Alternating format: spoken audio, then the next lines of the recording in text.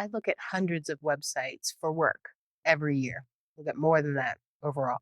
And there are a few things that I see that are missing from a lot of websites that are actually costing them customers and leads.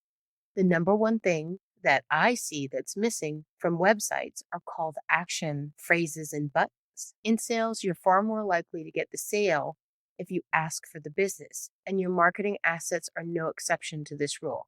So, today I'm going to talk about what a good call to action is, how to help you not feel like a salesperson or salesy, and where to put them so you can get more leads for your business.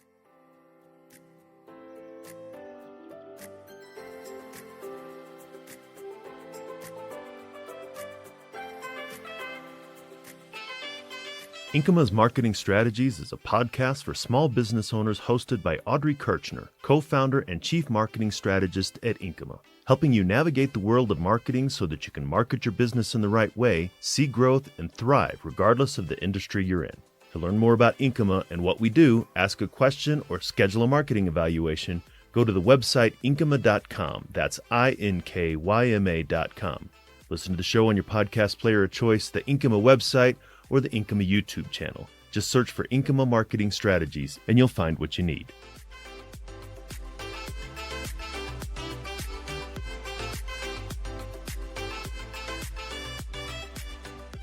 A little bit of housekeeping stuff as usual. If you've listened to other episodes, in the show notes, there are links to product recommendation, articles, other podcast episodes that support what I am talking about here today, along with a rough transcript of this entire episode. So if you're looking for something specific, you can go find it. When I do mention products, a lot of the times we are partners or affiliates with those products, and it's because we use them all the time. I either really like them, it's part of our software stack, and so I'd like to recommend to you what to use because that's what we do. And so clicking through, we do get a small commission, but think about it as helping us out to continue to make all this great free content for you. Okay, so with calls to actions, let's start out with what is it, right? In its simple form, it's a prompt on marketing pieces that asks the user to take a specific action. And to be honest, some companies overdo them. This is where you start seeing all this big flashy stuff with stuff coming out and popping up and that sort of thing. And I think it leaves a bad taste in a lot of people's mouth. But in their simplest form, that's really all they are is their prompts. And they can be subtle and they don't have to be overbearing. Now, where to use them? You should use them everywhere you're promoting awareness of your business. So every single marketing tactic that you have should have a call to action on it.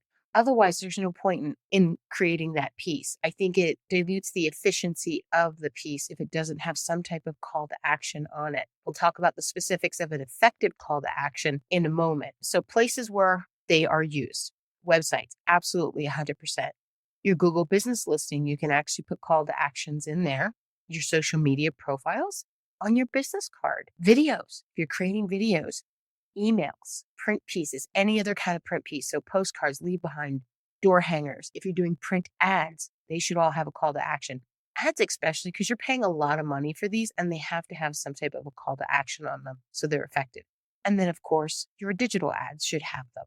So I think the reason why I see so many marketing properties out there that don't have call to actions is because a lot of people have mental barriers for asking for business. There's a stigma around it because what we see when we say, oh, ask for the business is immediately like a pushy salesperson that won't stop asking for the business, that constantly bombards you, or someone that sends you email after email over and over again, or you go to a website and these things flash up, they pop up, a video auto plays, and that's not what they should be. That's not an example of effective call to actions. Because if the first thing that you do is you annoy someone, how likely do you think you're going to get the business? And most business owners I know, they got into business because they're good at something, right? A service, a trade, a craft of some sort. And they don't want to come across as pushy or sleazy or salesy. They want to be known as being very good at their craft or service. So the two feel very disjointed. And so that sort of works if you're in person. But if you're online, you need to tell them what the next steps are. And that's really what a call to action is you're talking about, okay, if this is something you want, here's what you do next. So by doing good call to actions, you're actually being helpful to the person that's looking for that product or service. And by not doing call to actions, you're being unhelpful on your marketing materials. Let's say you create this great piece. You tell them that you know how to solve their problem, you articulate that, and then you don't tell them what to do next. You just say, that's it. I know how to do this. And maybe you throw a phone number or an email address on there or just a website address. How do they know what to do next? Are they supposed to call? Are they supposed to schedule a time? If you don't make it specific and you make them work too hard to figure out what's next, they might not have the mental bandwidth at that moment in time to do it, and they may step away and do it later. So don't make them work really hard. Tell them exactly how easy it is to work with you, what the next step is, and that's how you're going to get the lead, by being helpful, not salesy. And honestly, using those overbearing call to actions and the repetitiveness isn't going to work anyway if the person isn't in the market for what you're selling, right? So there's two reasons why those don't work. But I think people just use them because they feel like they have to. But trust me, you actually don't have to. So when it comes to call to actions, be helpful and make it easy for them to take the next step if they are interested in working with your business or buying something from your business. So now let's talk about what an effective call to action is, because I spent some time there talking about what not to do. So simply what you want to do is be very specific and be very clear. What do you want them to do? So you want to use terms like call, schedule, sign up, buy. Those are good ways to start your call to action. So if you want them to call you, you may just put call and then the telephone number. And then if it's on a website or in an email, make it click to call so they don't even have to dial the number. Things you don't want to do is you don't want to use phrases like act or don't let it get away or don't delay, limited offer, expires. These are not specific. Act now. What action do you want me to take? Say what the action is, not to tell them to act now. They get that part of it. You want them to do something very specific. So in addition to that, there's a couple other things you can layer on top of that that could actually make them even more effective. So the first one for that I have is giving them ownership of the action by using me, my, you, yours type of language. So instead of saying sign up for the newsletter, you could use something like sign me up for my newsletter. It's giving them ownership and they're more likely to take the action because they're like, oh, this is mine. I can do this. It's very subtle, but it actually works. And instead of just having a buy button, if like you're selling shoes, you can say, buy your shoes today. So you're putting in a little bit of a time frame in there, like, yeah, you go ahead, do it today. You deserve it. And then they're already yours. Just go ahead, buy your shoes. If you stop and listen to people, we use this in language a lot, right? If you're trying on shoes, would you like me to wrap your purchase? They haven't even bought it yet, but they've already given them ownership and it's more likely that they're going to buy. Little subtle changes like that. The next thing is personalize call to actions where you can. So you can't do this everywhere, right? You can do it in email, certainly. The majority of the email systems out there will allow personalization. I know for a fact MailChimp and Constant Contact both allow personalization. So I'll put links to those systems if you're looking for a mailing system in the show notes. But don't do it in the subject. Don't do it as a salutation at the beginning of the email. People, when they see their name, they will read what's around it, right? Because again, it's that ownership thing. That is my name. What are you saying? And I think it's wasted in those other spots. Where I like to put it is actually as part of the call to action, because when they see their name, it grabs their attention and then they read the rest of the statement. So if you say something like, Audrey, buy your coffee refill, then I've taken those two things and combined them together and made a much more effective call to action. And nothing flashes and nothing is overwhelming, right? Simply by just putting it in there, it catches the eye. And then you could also do other things like making it the accent color of your brand color palette, meaning it's that high interest color that you use sparingly in your brand.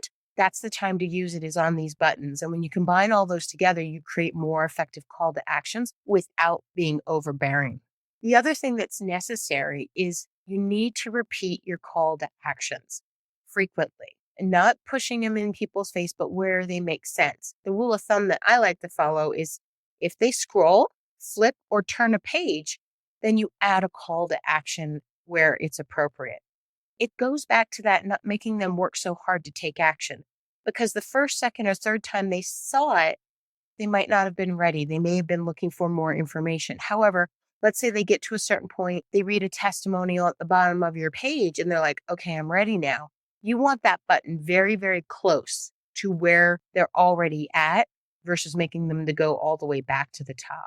And then the last effective piece that I have for you, always have a secondary call to action. If your primary call to action is to schedule a time, to make a phone call, to fill out a contact form, right? That's contact, that's wanting to engage with you, which is great. But sometimes people are not ready to engage at that moment in time, especially if you have a long lead time type of products like building, construction, renovations, certain services like that are seasonal, but you're looking at them before season. But they think to themselves, oh, I want to come back to this. I like what this says. I'm just not ready right now. That's what the secondary call to action is for. And typically what I like to do, because it's the easiest and best, is a newsletter sign up. Because what happens is if they sign up for the newsletter and you are consistent with sending out your newsletter, I'm putting a few links to email marketing and newsletters and all that good stuff in the show notes as well. I've done a bunch of podcast episodes about that. Is it allows you to stay with them without being pushy, right? Because your newsletters are educational, they're helpful, they might find the information interested. If they signed up, they're already interested. And they get to see, even if they never open the email, they get to see your name in the inbox so that when they're ready to, a week, 2 weeks, 2 months, 4 months from now to actually purchase the service, they've seen your name several times. And then they can go back and actually find your emails in their email system to then reach out. That's why it's important to have call to actions in the emails as well and not just link them back to the website. Okay, so let's talk about what your next steps are going to be. This is really the meat and potatoes of this episode is, we all kind of know what call to actions are. We've talked about how they're effective, but how are you going to implement them today? So you got one or two paths. Your first path is, let's say you've decided I'm not going to do CTAs, but I've changed your mind and now you want to do call to actions. The first place to start is with all of your marketing materials is your website. The reason is that your website is 9 times out of 10 the place that you push everybody back to with all of your other marketing tactics. And it's going to take time to go through all of your marketing tactics and change out and add call to actions and all that good stuff. So start from your website and then work your way out. Think of it like a starburst, right? The website is your center core and then everything hangs off of that.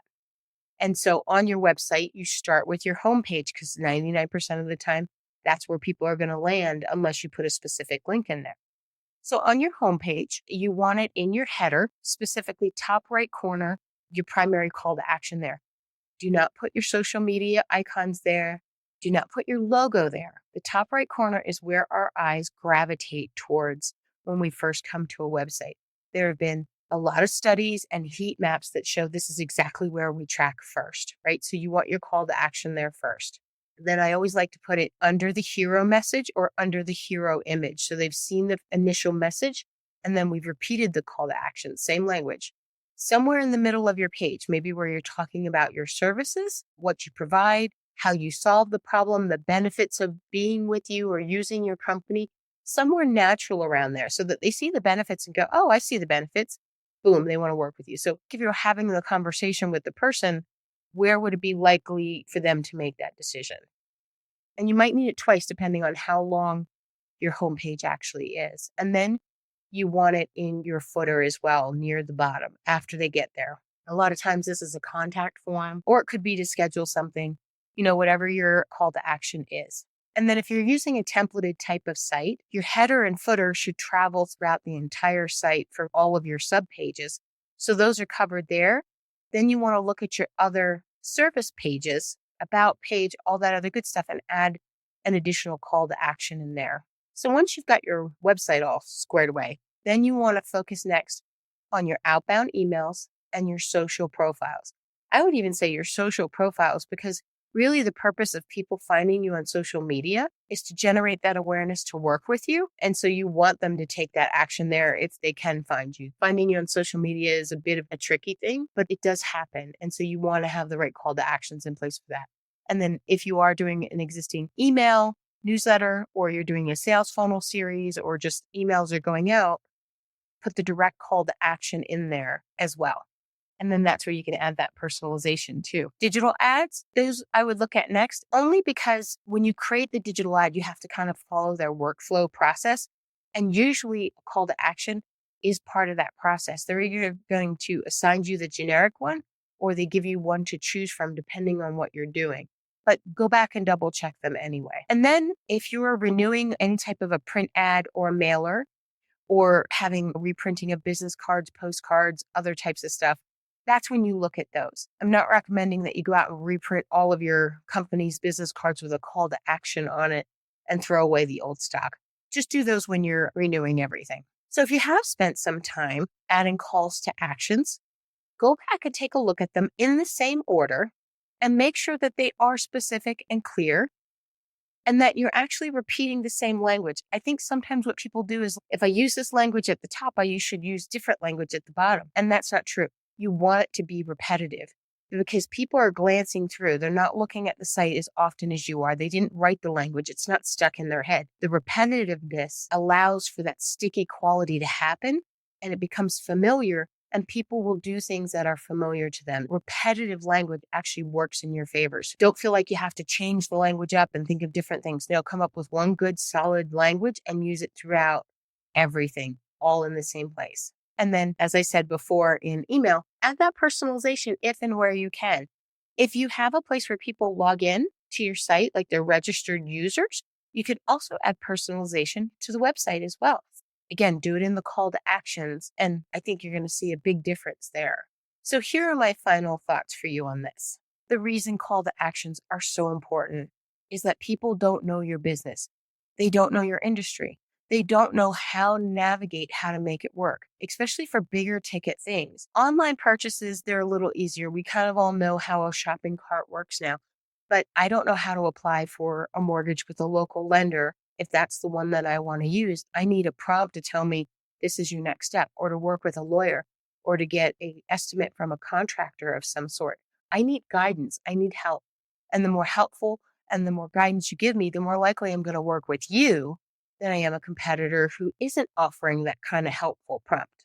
So looking at calls to action this way, I think is a good way to remove that mental barrier, especially for those of us that are craftsmen in what we do, and especially if we want to educate and be helpful and be seen as subject matter experts.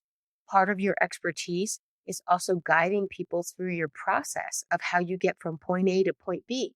A lot of times that's why they hire you over someone else in your field. So it's not salesy at all. It's actually being very helpful when you give them calls to action. So keep that in mind when you think about it, using calls to action. So here at Inkyma, we love to give back to the business community, and we have several ways that we would love to interact with you. First of all, I provide a free 45-minute consultation.